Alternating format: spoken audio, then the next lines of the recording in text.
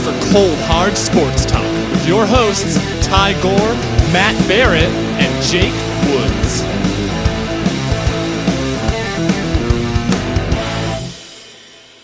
Alrighty, boys, we are here for another interview. We are joined today by a veteran of the Alberta Junior Hockey League, NCAA, SPHL, ECHL, ACAC, EIHL, as well as playing pro in France and Germany. We are here today with John Dunbar. John, how is it going? Going pretty good. Thanks for having me, guys. Appreciate it.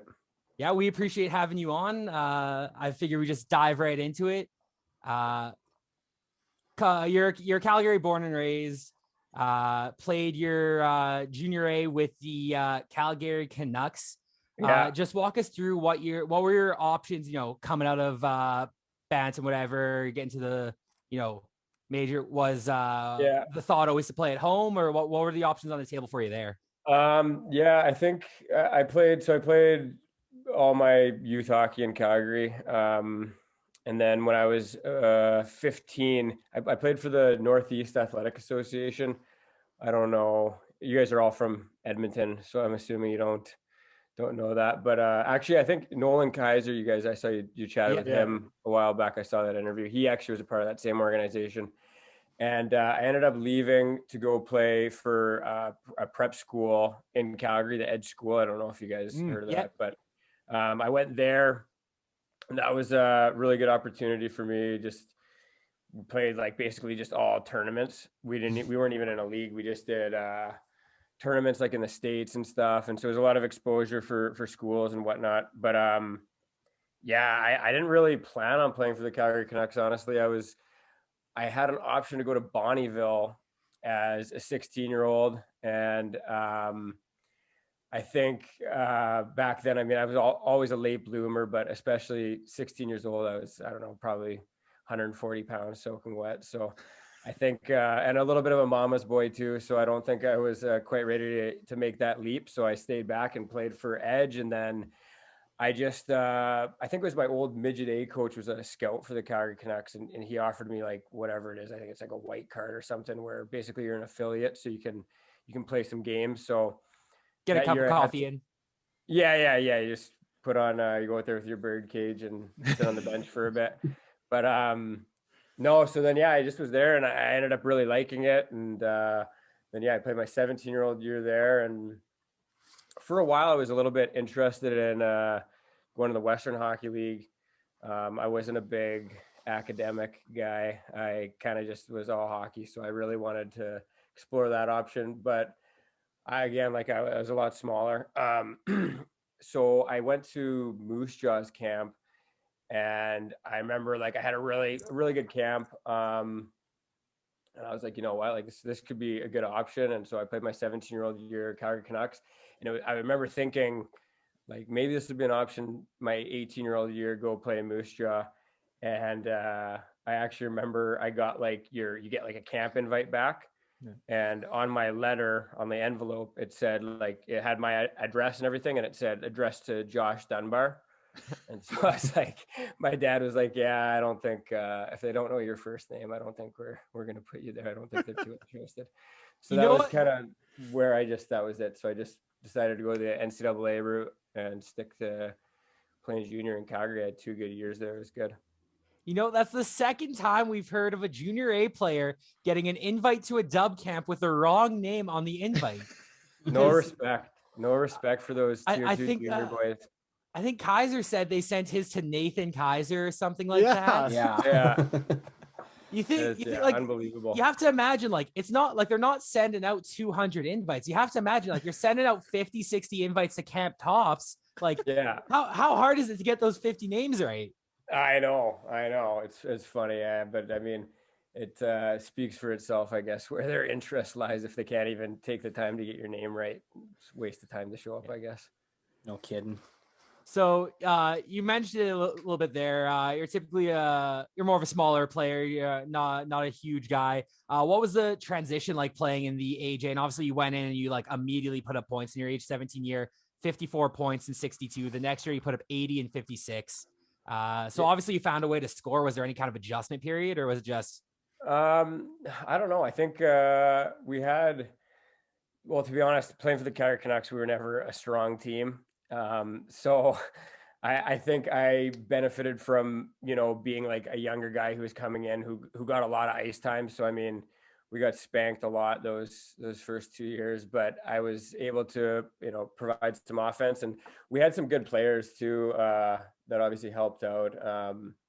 Our goalie actually was Aaron Dell the one year, who I don't even know where he is now. I think he got traded. I think to he's New in Jersey right maybe. now. Yeah, he's in Yeah. Jersey. That's right. Yeah. So he was our goalie. That probably was huge for his development, because I'm sure he was getting like 65, 70 shots against every game. But yeah, and then Cody Kern was on our team. He's another big name now. He obviously signed with the Ducks, and he had a crazy route. But yeah, I mean, back then, like, I think I was just on the cusp of, I just missed the cusp of, like, now you see a lot more smaller guys like being successful. I think I was just a few years below that, because I remember my first 17-year-old year in the AJ was like, it was pretty daunting. Still pretty tiny, probably like, I don't know, 5'6", generous 5'6", probably, and I don't even know how much I weighed, but yeah, I remember 5'6" on skates. Yeah, on skates. Yeah. We'll give me that. Yeah. But yeah, I remember it was pretty intimidating that first year. And then after having some success that first year, you obviously get some confidence. And that second year was huge for me, for opening some eyes to some schools and taking that next leap for the NCAA route. I wanted to ask about you played in the World Junior A Championship for Canada West there. Yeah. Just want to throw a couple names at you that were in that tournament, future NHLers. The big one, future number one overall pick, Nail Yakupov was in that tournament. Nikita Gusev, Daniel Carr, Bo Bennett, Jesper Fast, Nick Dowd, Nemesnikov for Team Russia as well. Was there anyone who in that tournament where you were just like, wow, this guy's going to go places? Yeah, I mean, it's so funny when you say that list. I think I was actually talking to my old man about that not too long ago. Because when you're at that age, like, and you're just playing in the tournament, you're so caught up in the moment, like, and you probably think you're one of those guys too. But you, like, now when you list those off, I'm like, holy shit! Like, those are some, some big names there, Gusev and those guys. Like, you don't even really, it doesn't click at the time. But yeah, no, there was a lot of talent. I was actually on a line with Daniel Carr, and I mean, he could put the puck in the net like nobody else. But yeah, there were so many good guys. I remember, yeah, Gusev, I think there was some good. I can't remember what we lost in the finals to the U.S. team. I don't know. Well, yeah, Bo Bennett, he was disgusting. He just looked like he was playing with like a remote controller, like it was a video game to him. He just looked like, I just remember me and my line mate, the other guy, Cam Reed, we would watch Bennett and we'd be like, man, I wish I could just like, it looks like he just doesn't try. Like, he's not even trying. He's just like floating around out there on rollerblades. It was unbelievable. But he was a special player. All right, so you finished your time in the AJHL, and then you kind of had like I wanted to ask, you had a little split here. You played with Quinnipiac University in the NCAA, but for both your seasons there, you also played games in the AJ. What was that? What was going on there? Well, okay, so to set the record straight, I actually didn't play any games in the AJ that first year. I don't know what happened. I guess it goes to show the professionalism of the good old Calgary Canucks, because they must have had an affiliate player up who wore my old number, and they just, so I don't even know why it said that. It said 4 games. I know, I couldn't believe that. I should probably get in contact with somebody from Elite Prospects. He had bagels in 4 games too. He ruined my points per games. Whoever that kid was, I got to track him down, get to know who that was. But I remember, it's funny because I remember when that happened, I had no idea. But my coach at the time at Quinnipiac came to me one practice, and he's like, hey, like, there was like this blog, I guess, like our university said, like, oh, Dunbar might be leaving because you saw that I was on the Calgary Canucks roster. And I was like, I don't even know what you're talking about. And he was like, oh, okay, good. Just make sure you weren't thinking about leaving. And I was like, no. And then, I mean, one more year, and then I actually did leave. So maybe the writing was on the wall. Could you walk us through what your time in university was like? We've heard from a couple different guys that like it was a good mix of like a bunch of stress added on from the schooling, but also like that tight boys club partying on the weekends kind of attitude. Yeah, no, it was awesome. I mean, like, obviously you see there, I left early. it just wasn't the right fit for me for the hockey aspect, which is unfortunate. I didn't really fit into their systems and whatever, and I wasn't getting the opportunity I thought I needed in order to move my career forward. But it was too bad because it was such a cool experience. Like I loved it. Like I loved Quinnipiac University. It was an awesome school. Yeah, just so much fun. Like I like if I didn't love hockey as much as I did, I would have just said to hell with it and just played the rest of the years there. But I wasn't enjoying hockey, so I had to get out of there. But yeah, just like you said, it's such a tight group, like so much fun, and yeah, there was that team I was on partied quite a bit. We had a lot of good guys, a lot of Western Canadian kids on that team, and just a sweet location too. Quinnipiac's it's in Connecticut there, and it's about 15 minutes from Yale's campus. And Yale has this big bar. It was called Toads, and I remember it was like every single, I guess, whatever it would have been Saturday night after home games, you just go there and it's just like it was a zoo. So many students. Yeah, it was the best. It was so much fun. So I got a quick question about your Yeah. second year in Quinnipiac. You actually ended up playing with future NHLer Matthew Pekka. That was his freshman year. He stepped in, put up a point a game. Watching him as his teammate, could you kind of get a feeling that he was going to turn himself into something one day? Yeah, right away you could definitely tell he was a special player. I remember when we first when we first picked him up, because like obviously guys come in at different times, and usually when guys first land, like you want to show them to a good time. And I remember Pekka, like he came in and I'm sure he was like jet lagged as all hell, and he was wearing like an Under Armour shirt or something to the bar when we went out, and we're like, who the hell is this kid, like this wiener? And then we had like fitness testing, and like he could barely bench like the bar, like with like I think 135. He was struggling, but then you could put him on skates and you're like, holy shit, this kid's like, he's just so dynamic, so offensively gifted, such good hands, everything. He has the full package. He was actually part of the reason that I had to steer my direction elsewhere, because when he came in, it was like kind of filled that role, and I kind of got demoted a little bit. But yeah, he was an incredible player. I think everybody knew right away that he had a really good opportunity to go play in the NHL. And you touched on it briefly. Was it always the idea in your head, like I'm going to go to university to further my hockey career? Yeah, that was basically always my goal. Like I obviously work really hard to get the scholarship to get to that level, and I always had aspirations of playing professionally. And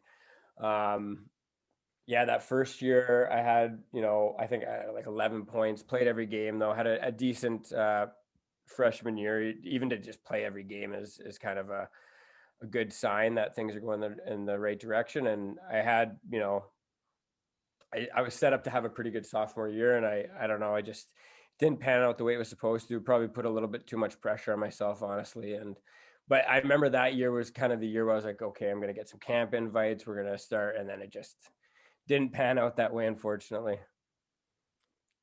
So you ended up going back to play with Fort McMurray, where you played with another future NHLer, Colton Parayko. Yeah. And we've heard some stories about him from his college days. But even in junior, was he just like a man-child beast on the ice?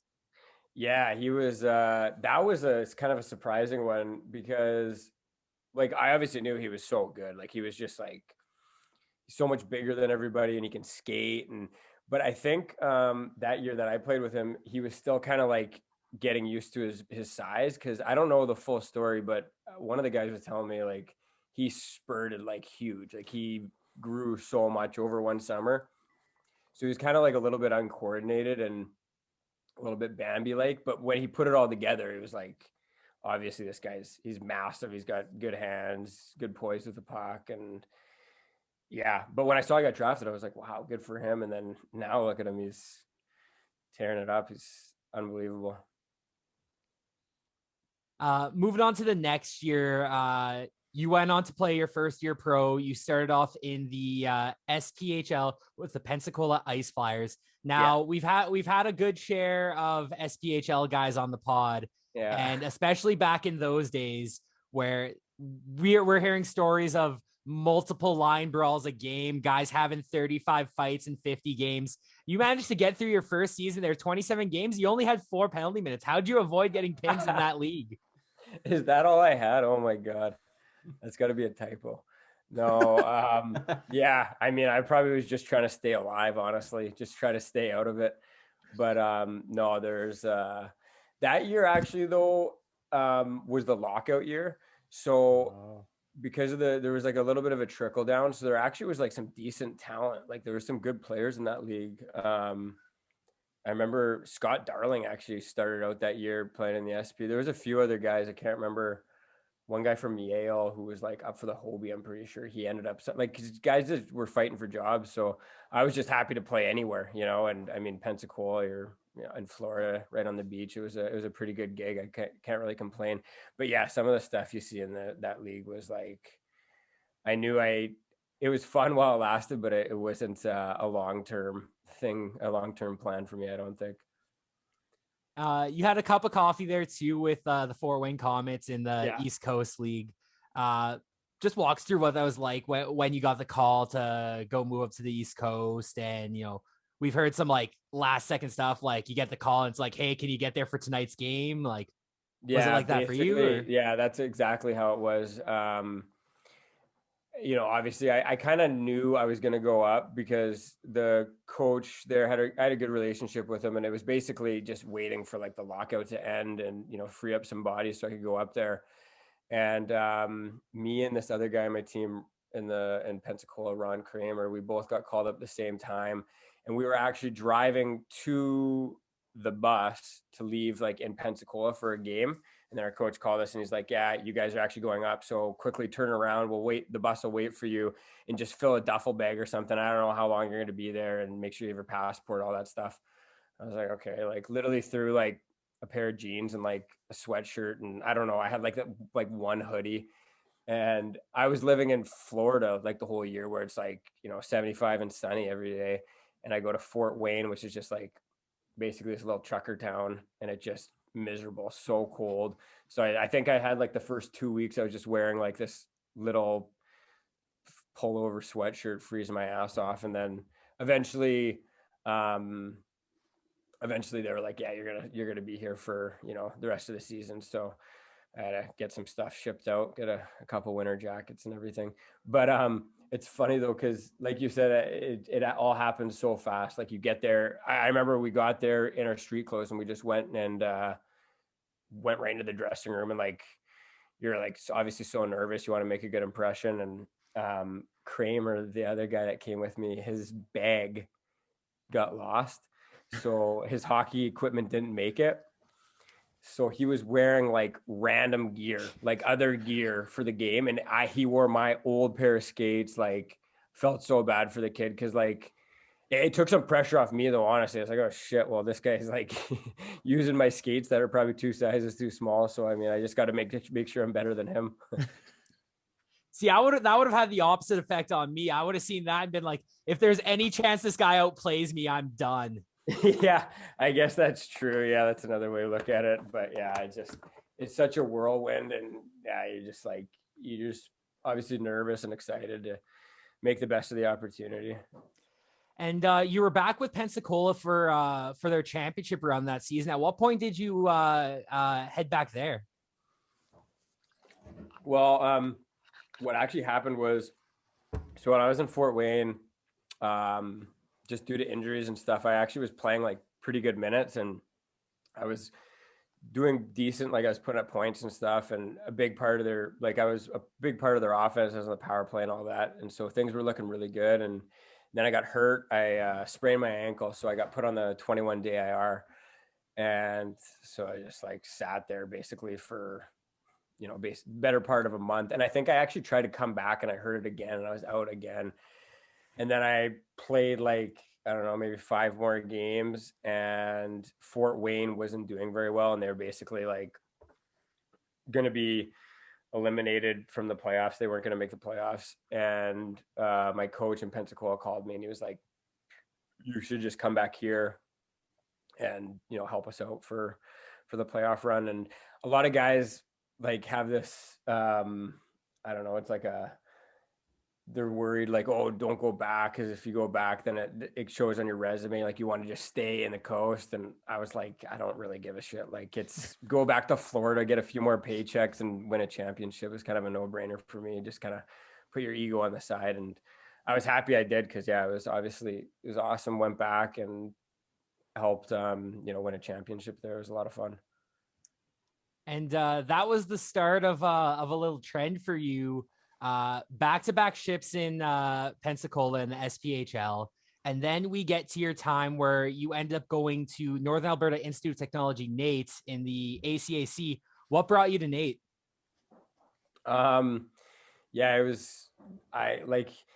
obviously I was loving hockey, and you know, I was wanting to continue playing pro, but since I left Quinnipiac early, I figured, you know, I owed it to my parents and owed it to myself at least, maybe go back and you, especially when you see some of the meatheads you're playing against in like these leagues, I'm like, holy shit, I need some sort of piece of paper that says I'm, you know, can survive in the real world eventually. So I went back. I decided I was going to go back to school, and because of my eligibility, I wasn't able to go CIS. Like I'd talked to a few schools, but I had all these eligibility issues where I was going to have to redshirt for like basically a full season. And so I was like, okay, I'll just go to this ACAC, I guess. And being from Calgary, my first thought was to go play for SAIT.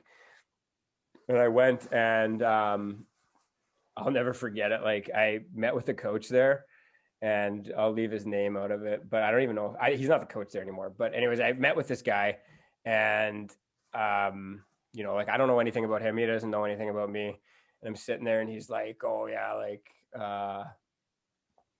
so we've had guys come back from pro, play for our program before. Like, it doesn't, like, you got to commit. Like, you know, I guys on our team finish every check. If you don't finish every, he's like, you gotta, and he's like basically telling me all this stuff. Like, I was like, do you not see like how big I am? Like, and he's like telling me, like, I don't know. It was just a very aggressive first meeting. I was like, Jesus, like, this guy's coming off real strong. And I was like, I don't know if I want to play for this guy. And then I had a buddy, Killian Hutt, who I'd played with in Fort McMurray. He had just finished his year at NAIT, and I had reached out to him, and he was like, man, you should come. Totally. It's an awesome program, and it's a lot of fun, and the team's way better than SAIT. Like, you'll love it. And so I went down and I met with Serge Lajoie and Michael Gabinet at the time. And yeah, it was basically total opposite first meeting with them. Like, actually, like, asked me about my family, asked me like how I'm doing and stuff, not telling me to block shots and hit every game. So it was a kind of, at that point I was like, this feels a lot better. I'll definitely take this option. So NAIT and SAIT are a big rivalry in the ACAC. So when you got to play them for the first time, how much was under your skin? Just like, I got to go score a couple tonight, just give the old FU to the coach as you skate by, you know? Yeah, for sure. I think it's definitely in the back of your mind, especially when you go to SAIT, because like I got all my family and some buddies and stuff watching, and I'm like, yeah, I kind of dogged these guys, so I better show them that, like, at least they're missing something. So I gotta bring my A game. But yeah, no, there was always like real heated rivalries. More so my first year in NAIT, because we played them in the finals. I remember the second year they weren't as strong, but that first year was like every game was such a close battle with those guys. And you went into the ACAC and you immediately tore the league up back-to-back years. 65 points in 32 games year one, 57 in 32 your second year, both years league MVP, also both years championships. I want to talk about the second year though, because that was the undefeated season, the 36-0 run that NAIT had, an absolutely historic run. What was it like to be a member of that undefeated team? Yeah, that was crazy. Yeah, I don't know. It was really hard to believe. It's just one of those things that I think we were really fortunate with the recruiting that NAIT does. And I mean, Serge wasn't our coach that year. He left to go coach U of A, but he had really set a lot of the groundwork to recruit some of those guys. We had like Riley Sheen, Trace Ellison, the list goes on. There was so much talent on that team, Charles Wells, all those guys. But I think Nate just does such a good job at finding, like, we always joke, like, say it's like last chance you, because it's like they find these guys that like myself have eligibility issues. I don't know where to go. So they're like, hey, come here, like we'll give you a scholarship. They make it seem real cozy. Same thing for like Riley Sheen. I think he was supposed to go to U of A, but his grades weren't there. And they just find these ways to bring a lot of talent in. But yeah, as far as the 36-0, that was pretty remarkable. I think it was like, I think when the second half of the season started and you're like, okay, we're like 24-0, like, holy shit. Like you just like try not to think about it, 'cause you're like, we still haven't lost. Like, this is crazy. And there was a few games that were pretty close. Like I remember we had, I think right at the like midway point of the season, we had a game with Augustana where I think we were losing like 4-1 in the third, and we just managed to tie it up and beat them in overtime. So like, it was not like we crushed every team. Like there were some close games, and we just had a lot of momentum and worked out. Because I mean, that's like every hockey player's dream is the undefeated season, and that's why like there's the famous coaches adage. Well, you can't win them all. It doesn't matter how good you are. There's always going to be puck luck and things that go wrong and lucky bounces and teams that have a hot night and hot goalies. Right. Just so to have a team that does win them all is just an unreal thing in hockey. Yeah, it's very rare. Obviously, like you said, hockey is such an unpredictable sport. Like it's injuries and guys get hot, goalies. Goalie can lose you a game. Like so many things can go wrong, but yeah, for whatever reason, just all the stars aligned that year, and it worked out for us. So then, after your 2 years at Nate, which once again 4 straight championships at this point, 2 in the SPHL, 2 in the ACAC. You get the call and you go play out in France. What led to you going over to France and playing overseas there? Yeah, I just, I knew I wanted to get back to playing professionally, and it was tough because, I mean, despite I had really good numbers, like a lot of these pro teams, they look and they're like, what's NAIT, AC? Like they don't know, so it's really hard to kind of promote yourself. But I think I had like a highlight tape done, and one of the guys that was working with Nate had like a connection with like an agent. His brother was an agent or something like that, and he just kind of put my foot in the door, introduced me to this team over in France. And, I was hoping to get something, better, like go to a higher league, but it was all I really could muster at the time. And I was just grateful for the opportunity. And I mean, obviously chance to go see a different country, and why not? Just went over to France for that, first few games of that year anyways, before I left. How's your French? Did you learn much French? None. Absolutely. None. And we actually had French lessons like every Monday. And it was the worst. Like we'd sit there, me and the other North American guy was actually Charles Wells, who I went to Nate with. We went over together, and it was useless because it wasn't like an actual French tutor. It was just a person who spoke French trying to, like, it'd be like if I was trying to teach somebody English, you know what I mean? So like they would like teach us, like one day it'd be like fruits, like here are all the fruits. Like, I'm like, what good is this? Like, I want to like teach me something that's relevant, like to like order at a restaurant or something. Like, I don't need to know how to say like apple and stuff. Like, I don't think we lasted too long. I think we maybe went to like 3 Monday tutoring sessions, and we were like, It's like, I don't think this is working. We'll just do the Google check. Yeah, we talked to another former Nayuk, Colton Waltz, who was their captain the last 2 years. He's playing pro over in Strasbourg, France right now. Okay. And he says the extent of his French knowledge is currently oui. Yeah, that. Yeah, I think that's a reoccurring theme with hockey players playing overseas. You gotta, I mean, and there's no excuse, because literally we have so much free time on our hands. You'd think you'd be able to, learn or try to teach yourself, but it's just, I don't know. It's tough. So then you ended up coming back to this side of the pond, and you joined the Norfolk Admirals in the East Coast League. and you had some really solid numbers, getting 50 points in 61 games. When did you get the call that like East Coast was an option? Did you come back before you had signed, or was it only after the call?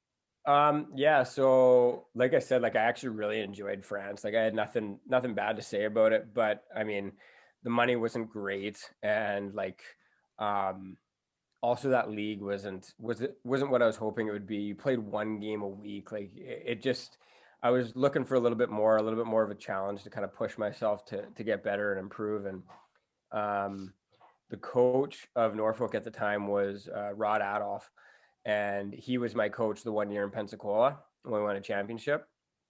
So he had reached out to me, and he was like, we're really struggling, and if you're not happy there in France, like we'd love to take you on. And it was a kind of tough decision because I felt bad leaving my buddy Wellesley in France by himself, but it made too much sense, just for everything. It was the right thing to do. And I went over there, and it was funny though, because Rod was the guy that like, he vouched for me to come over there, and he gave me a decent salary, and I mean, for East Coast standards. And I got there though, and I think they were like 2-15. And so it was just the worst losing environment. Like I got there, and like guys aren't even like introducing themselves to you because they're like, it's just so miserable. And the captain, everybody hated the captain. They're calling for Rod's head. Like, and I was like, what did I just do? Like, oh my God.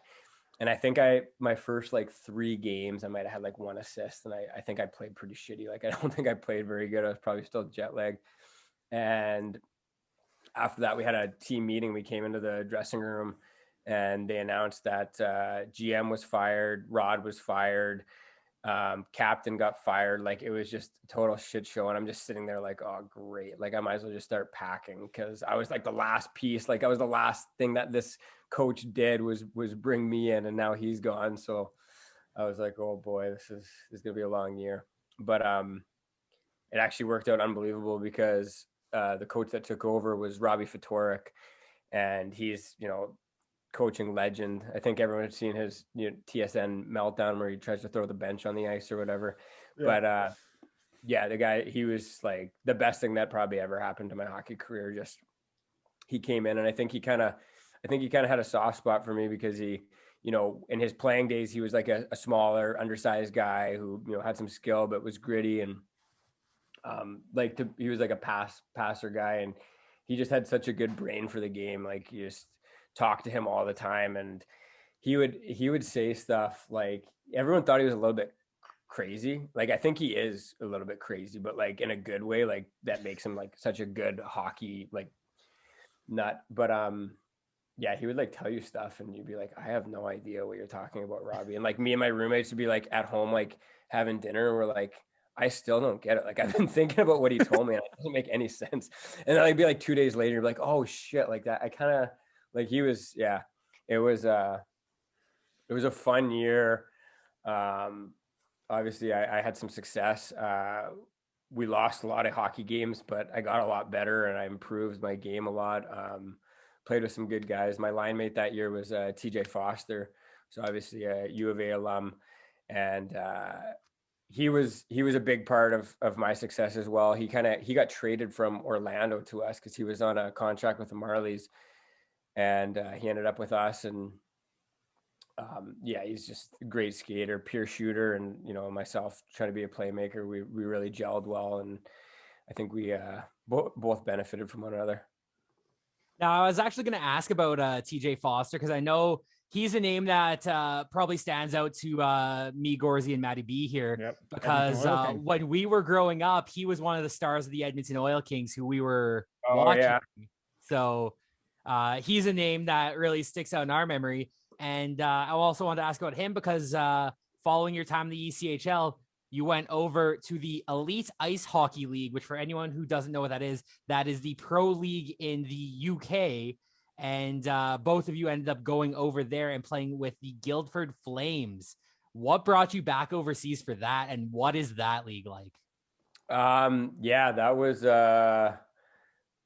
an interesting decision. I really had no intentions of going to that league, didn't even really know anything about that league. And I was happy with how I finished my year in Norfolk. And, you know, I had some options where I was like, you know, going to go to an American League camp and re-sign in Norfolk. And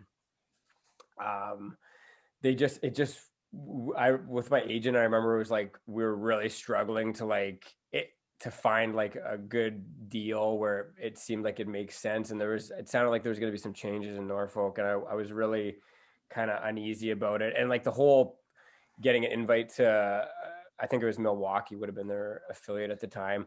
Like I was excited about it, you know, I was like, I want to go there and like do whatever. And like, it just sounded like it was the biggest chore to try to get this camp invite. And I'm like, okay, like I'm just going to be a pair of legs there. Like they'll just give me a duffel bag and tell me to go home anyways. So like, what's the point? And then Paul Dixon, the coach of Guilford, actually reached out to me, and he actually wanted to get me and Foster to go together.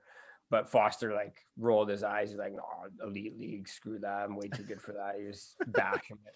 And I was like, I don't know anything about the league, but like, I'll take a peek. And actually, I think for a lot of guys don't realize, but like the money there's a lot better. Some of those UK owners, like they got money, and especially with the exchange rate is really nice too. So, cause it's like, I don't know, my first year, I think at one point it was almost 2. So it's like you're sending money home, it doubles. It's really nice. But yeah, I went over there, and it was that league is awesome. It's so much fun. Like I was there for 3 years. First year, it got so much better too by the third year. It improved every year because there were some teams that folded. But you see a lot of guys go there that have like, you know, pretty good resumes, like in the American League, some NHL games even. And they're just kind of, you know, on the back nine of their careers where they want to, you know, go travel and go play somewhere nice. And they also have like a master's program. Some of those teams over there, I know like Belfast and some of the Scottish teams, they offer where, you know, like they'll give you half your contract and then they'll pay for your education to go back and get your master's. So no, it's actually a pretty talented league. I don't know how you'd compare it. Like, I think it's probably similar to the East Coast Hockey League, maybe a little bit better because, you know, you have some American League guys there, but essentially it's just a North American league over in Europe. Like it's the same style of hockey, you just happen to be in the UK. And in your kind of time there, like what were the fans like? What, like, are these arenas getting packed? Like, is there a lot of fanfare for hockey over in the UK? Yeah, that was probably the thing I was most stunned by. Like, I was shocked. Like Guilford, the team that I played for, we had a smaller venue. I think they seat like 2,000, 3,000 fans, but like every game was sold out and pretty crazy. Like they very loyal fans. But my first actual regular season game was in Belfast, and it was their home opener in Belfast. And we were a new team because we had just moved up from the lower league. Like it was their first year in the elite league.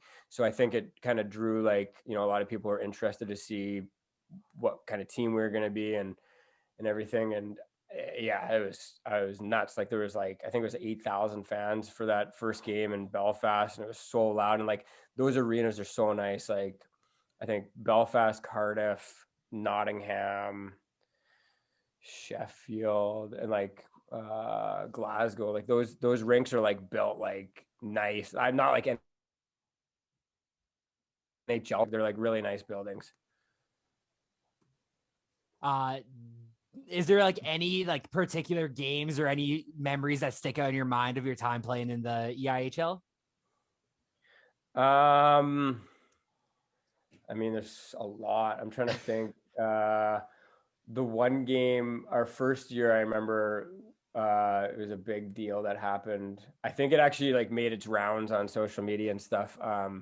We were playing Milton Keynes, which was like our rival team because they're like only an hour away. And they had this big dude on their team, Matt Nickerson, I want to say his name was. I don't know if it's Matt, but it is Nickerson, I'm pretty sure. Anyways, he's huge, like this just big meathead, and he just fought everybody. Everyone was so scared of him. And we had like a mini brawl against them, and it was getting out of hand, and he was like skating around, like looking to grab guys, and they escorted him out. And as they escorted him out, like he was coming out the gate to leave, and one of our fans was like heckling him, and he went like this. And I don't know if he meant to. I think he was trying to push the door or something, but he went like this, and he just like smoked this fan, like suckered this fan, and he got suspended from the league, like he was done. But it was probably one of the craziest thing I've seen, because like they have like the paramedics over like attending to this fan who just got punched by a player. I was like, where the hell am I right now? Yeah, just did a quick search on him, and Is it Matt Nickerson? Did I get the name Matt right? Nickerson, yeah. Nice. Insane. Here are his EIHL numbers. Yeah, that guy 40 was games, 307 PIMs. Yeah. Unreal. Yeah, he was a not like I hope he's not listening, because I don't want him to beat me up, but he wasn't a player, but he was intimidating as all hell. Like he had this big beard, and he just always looked like he was pissed off. Like, oh my God. I don't think I ever even made eye contact with him. Did you ever have to drop the mitts in that league? In the EIHL, no. I don't think no. I don't just avoid that, hey? Just no, that's not my job. No, I stay good. I did get in a fight in the SPHL though, my second year, and that wasn't fun. That was a once in a lifetime thing. I won't do that again. Was it like a staged one or part of a line brawl, or what led to it?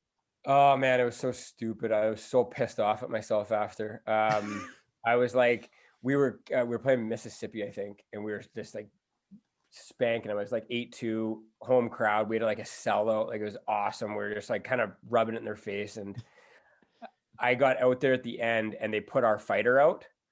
And I think they just wanted to like give the crowd like maybe a nice fight to cherry on top of the evening. And so he was out there. So I'm like, I feel like Superman when he's out there. I can do anything, because he's got my back. And I think I was just like skating through the neutral zone, and some guy gave me like a little cross check in the side, and I turned around and I just whacked them like real hard, like slashed them. And then he came over to me, and I was like, I know what's going to happen. Like Joe Butel, this kid, I know he's going to come in and just beat the bag off this guy. So I was like, okay, like laughing at him. And Joe came in and like grabbed the guy, and they're like going at it a little bit, like squaring off. And then this other guy came in and grabbed me, and he was pretty big as well. And I was like, oh shit. Like, and then he just like, I remember he just said, he's like, I'm going to drop my gloves. Like you have no choice. And I was like, oh, awesome. And I don't think I threw one punch. I remember my ear was like purple. He must've hit me like 15 times in the side of the head. And it was right in front of their bench too. So they're all yelling at me, just giving it to me, how big of a coward I am. And then, yeah, that was about it. And it was at that point you decided, I'm not going to fight again.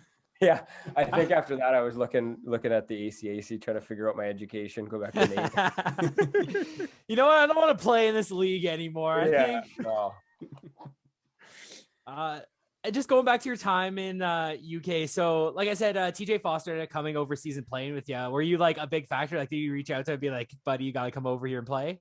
Yeah, for sure. I tried to like every year. I feel like I should have had a recruiting job for Guildford, because we had so many U of A guys and like just, Western Canadian kids. And I actually brought over Jordan Apt, who was a Nate guy, and he was my roommate, and we were like good buddies because we had played together in Norfolk for a little bit as well, on top of our 2 years at Nate. And but yeah, the second year Foster started the year in the Finnish league. He was in Liga, and which is obviously a great league, and it was a good opportunity for him. And I just don't think it was working out for him, and he was looking for options to go somewhere else. And I just hounded him every day. I was like, dude, you got to come here. Like it's unreal. Like you'll love it. And of course he was a U of A kid, so he knew all the other U of A guys in our team. We had, guys like Cruz Reddick and Jesse Craig, Brett Ferguson, all those guys. So I think it was an easy decision for him at that point in his career. And he came over, and I ended up living with him and Jordan App. So that was probably one of the funnest years I've ever had. Like just the three of us, just three idiots living together in the UK. It was so much fun. What was it like the I guess off the ice stuff in the UK like that? Like How fun is the nightlife there? How much fun did you guys have just like away from the rink? Oh yeah. Especially our first year, because first year it's just like there was I think 10 of us, 10 imports that are all like kind of from around the same area or like know each other or know of each other, friends in common and whatever. And we all got there and none of us had been to the UK before. And Guildford's actually a 30-minute train ride to London. So like that first year was a disaster. Like I don't know who, like somebody should have like put a stop to it, because it was like every Monday we had days off. So you play Sunday night and then Monday you have a day off. And I remember our coach too, Paul Dixie's awesome guy. He would say that like all the time. Like I remember one of my first Tuesday practices, like he came up to me and he's like sniffing me. He's like, you don't smell like booze. He's like, what? He's like, you didn't go out last night? He's like, the boy, Monday nights you go out. I'm going to London.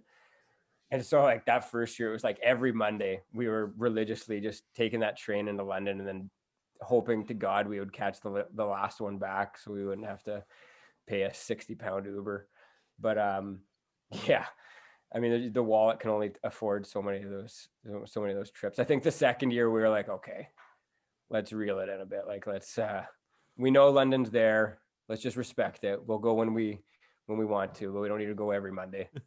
We scored 81 points that first year. Obviously something was working with that. Kept you loose. Yeah, maybe that's what it was. No, yeah, it was it was a good year. I think a lot of teams didn't really know what to expect from us, because just being a new team, and we had a lot of guys that I guess you at the time would consider kind of unproven professionals, like fresh out of school and whatever. But we had so much talent and so much speed, and I played with two really good players, Cruz Reddick and Ian Waters. And we basically, I think we played together the second game of the season. And then we just played basically all my 3 years. We were line mates. And so we had crazy good chemistry. And yeah, we just had a really good team that year. And I think surprised a lot of other clubs in the league. You're currently playing over in Germany. Was the decision to leave the EIHL just something caused by like the COVID and like the uncertainty in a lot of leagues, or was there a plan to leave anyway, or what was your thought process there? Oh, that's basically what happened. Honestly, I actually still have a contract in Guildford. At the end of my last year in Guildford, I signed a new 2-year deal to go back for 2 more years. And so I never even crossed my mind that I was going to be doing anything different. And yeah, they announced it. I don't know, it was like September 15th. They were like, yeah, the UK league's not going. So I was like, oh shit, like I better figure it out fast here if I'm going to play hockey this year. And I just had an agent reach out and got in contact with the coach here, Chris Stanley. And I think it was like a matter of like 3 days, honestly. Like he sent me a contract and I was like, I don't even care. Like I just need to play hockey this year. So like I'll come. And I came over, and yeah, it's a big thing too was just like the players were pretty appealing. Like the other import that we have on this team is Matt Pistilli, he's got like 250 American League games, like really good resume, good hockey player. So I was like, oh, okay, well, if this guy's going to that league, like obviously I should just be thankful that I'm getting the job. So it was the right decision. And just looking at it online, it seems like it's really a goal scorers league. Like it looks like there's like 75 different players who are averaging a point per game there. Is it just like every game lights out, or what? Yeah, depending on what team you're on. Our team's having a tough go this year. So I mean, I'd like to be on the other end of some of those big point nights, but we've unfortunately been on the receiving end too many times this season. But yeah, no, it's I don't know like the whole league. There's a North and a South division. I don't know much about the South division, but from what I've heard, the South division's like real offensive, like huge scores every night. But yeah, you get them in our division too. Like I'm surprised though. It's pretty good. Again, I don't know if it's because this year is kind of funny with like a lot of players searching, getting desperate, looking for jobs. I think it's almost like a lockdown effect where there's like, a bit of a trickle down, but there's some really good players in this league. And I was surprised. Yeah, no, it's a good caliber of hockey for sure. Now, one thing we like to ask all of the guys we interview at the end of it, if you could just like think of one that's like the highlight of your career, or the craziest story, or like the best memory you have of your time playing hockey, what would it be? Oh man. I should have thought about this before I came on here, you guys. Jeez, put me on the spot here. I gotta think. The best memory I have, like that I'll never forget, was when I went back to Fort McMurray that season. And Gord Thibodeau was the coach, and he's kind of like an AJHL legend. Yeah. And we played Spruce Grove in the North Division finals, so the semifinals of the playoffs.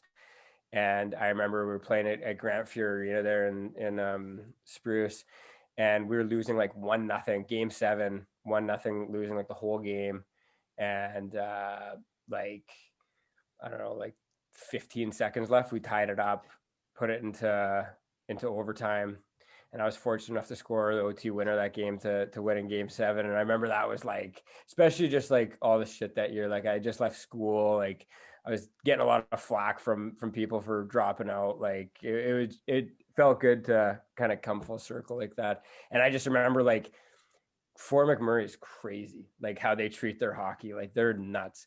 I remember after the game, like the owner was like standing on the bus as you're coming in, and he's like dishing out like money to guys. Like I was like, what the, like you're like 20-year-old like 17-year-old kids, he's like just giving money to players. I was like, what is going on? And then after the game, I remember we went to Boston Pizza, and we went in, and they were like, oh, like we walked in, like, oh, sorry guys, we're not serving anymore, we're closing up, we're not serving. And Gord was like, I think you are. I'm pretty sure you're still serving. And I don't know what he did. He greased them or something. He gave him some money, and we sat there, just drank pitchers of beer all night. It was awesome. Do you remember the goal and how you scored it? Yeah, I remember. Yeah, it was like they were coming up. The guy, like, I don't know, he turned it over like at the red line, and then I had a 2-on-1 with Carson Cooper, and yeah, I just 2-on-1 pulled it to the middle and shot top corner, and that was it. Pretty sure I just blacked out. Like, I don't know. I came to when the buddy was giving us money on the bus. I think I kind of took back in. I was like, oh shit, what just happened? Do you remember like the celebration just must have been crazy? Like you're just dogpiled with all your boys, eh? Oh yeah, it was nuts. And there was like a little section of Fort Mac fans, like, and I jumped into the glass, and I don't know, we were going bananas. It was awesome. Yeah, that was a cool feeling for sure. Even now, like, I mean, I haven't seen some of those guys in a while, but even like a few summers ago, I remember I met up with some of those Fort Mac guys for the Stampede, of course, in Calgary. And we were like at the pregame party, I'm pretty sure we were like pulling up the YouTube clip of highlights of the game. We're like, oh, like just totally reliving the glory days, just losers. But it was, yeah, we always still talk about that. It was funny. One thing I wanted to ask about is there's these things in Europe, the French Cup, the EIHL Cup, yeah, these tournaments. What are those? Those part of the playoffs, or is it like soccer where it's like a separate like tournament? Yeah, basically like, well, the French one, I'm not sure. I wasn't there long enough to probably figure it out, but the EIHL one, yeah, it's basically like throughout the season you have certain games that are considered EIHL Cup games, and then eventually it goes down to like quarterfinals and then semifinals. And it's crazy the way that they do like the quarterfinals and semifinals is it's what's that word? Where soccer, you know, where it's like the legs or whatever. The goals carry over. You know what I mean? Yeah, So like yeah. you play the first game and it's like 3-2, you lose. So the next game it starts off 3-2. You know what I mean? Like it goes. So it's just a total goal series. Yeah, they do it like that. Like it's like soccer. It's crazy. But yeah, it's just a different like trophy, I guess you can win throughout the season, which I didn't really realize it at the beginning of the year, but like they take it like really serious. Like that's like almost better than winning the playoffs. Like really? I think winning the playoffs is like the least thing they care about in that league. What? Like, yeah, there's a trophy for winning the regular season, and that's like the biggest one. Everybody wants to just finish first. And then the EIHL Cup, and then probably third is winning the playoffs. I don't get it, but it's it's ass backwards. But yeah, no, that's a fun hockey league. I had a lot of good times in that league. The total goal. I hate the total goal series because they used to use that for provincial playoffs here in Saskatchewan. I think it's the dumbest thing in the world. Do you actually like it? I think they used to use that for city hockey playoffs in Edmonton and just minor hockey too. Really? Yeah, I'm pretty sure they did. I hate it because it's like game one, you win 4-0. The series is over and you're playing another 60-minute game where it's just like, okay, we already lost. Why are we playing? Yeah, exactly. It doesn't make much sense. It's a weird concept. That actually happened to us. I remember the one year we played Sheffield and we lost like, I don't know, like 4-0 or something like that. Maybe 5-0 even.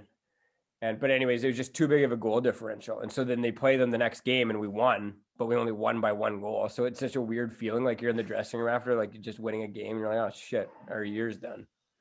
Like, Just doesn't make much sense. no, it doesn't. It's a strange, it's a bizarre way to end things like that. Alrighty, well, John, we've kept you for about an hour here. This was a great interview, great time talking with you. Best of luck with the rest of your season in Germany. We're definitely going to be following along with you. Not to brag or anything, but we've seen a little bit of a trend of the guests who come on usually get a little bit of a bump right after, go on a little bit of a hot streak. So hopefully we got that coming for you in your future here. Yeah, fingers crossed. I'll take it. All right. Well, thanks again for coming on. As always, stay safe and best of luck the rest of the season. Yeah, thanks a lot, guys. Really appreciate it. Cheers.